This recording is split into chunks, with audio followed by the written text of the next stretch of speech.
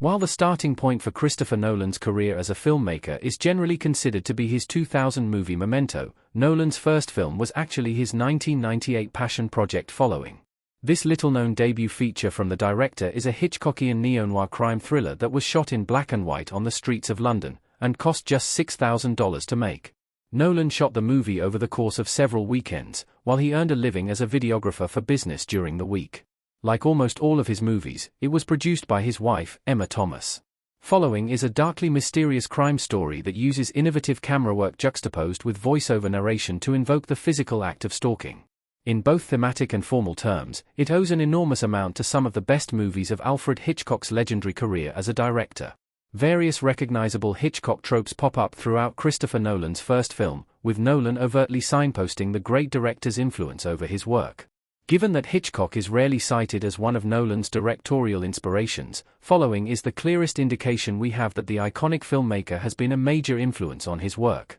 Christopher Nolan's first movie is full of Alfred Hitchcock tropes. Following clearly signposts its debt to Hitchcock. If ever fans of Alfred Hitchcock were looking for a modern movie that integrates elements of his work, Following is that movie. Christopher Nolan's 1998 neo-noir thriller is fairly straightforward about acknowledging the debt it owes to the incomparable master of noir cinema, as it features a number of tropes considered to be Hitchcock trademarks. Among other Hitchcockian Easter eggs, Following works a botched burglary into its plot, which centers on a wrongly accused protagonist who's framed for a serious crime by misdirection and mistaken identity. The theme of voyeurism, a key aspect of Hitchcock's filmmaking, is manifested throughout the movie by Nolan by means of both its form and its content. As though we needed more evidence that Alfred Hitchcock looms large over Following, Nolan names one of the film's characters, the blonde, and the connection alone is a huge key to her fate. Alfred Hitchcock's influence is also apparent in Nolan's other movies. Hitchcock informed Nolan's preoccupations with time, identity and narrative repetition. Because Christopher Nolan is rarely associated with Alfred Hitchcock as a director, it'd be easy to regard Following as an anomalous, one-off Hitchcock homage in his storied career. Nolan is principally associated with the dystopian science fiction movies of Stanley Kubrick, Fritz Lang, and John Frankenheimer, and the spectacular visual artistry of Terrence Malick. However, if we look closely, it's impossible not to see Hitchcock as a key inspiration for the films Nolan has made throughout his career. The concept of time is a consistent thread running through Christopher Nolan's work, from Memento all the way to his 2020 time-traveling epic Tenet. Although time isn't one of the most commonly recognized themes of Hitchcock movies, the director actually found it to be a fundamental aspect of his work. In an interview published in the 1966 book Hitchcock a Truffet, Alfred Hitchcock agreed with the French director that a bold manipulation of time underpinned the suspense filmmaking for which he was famous.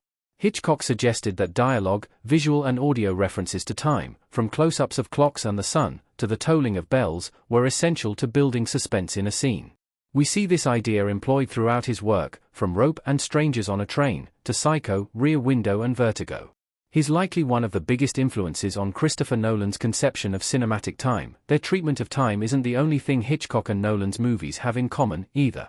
The Hitchcockian trope of the doppelganger, characters with mistaken or double identities, is a consistent feature of Christopher Nolan's works, from The Prestige to the Dark Knight trilogy, as well as his upcoming 2026 release The Odyssey. Nolan even listed one of the Hitchcock movies that best exemplifies this trope, The Lady Vanishes, among his recommendations of Turner Classic Movies last year. Nolan has become a specialist in telling or reenacting the same story multiple times in the same movie from different perspectives, as happens more than once in Following.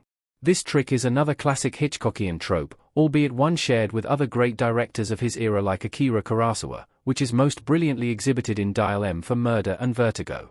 All in all, as Following exemplifies, Alfred Hitchcock is surely one of Christopher Nolan's biggest influences, even if the association between their work is seldom spoken of.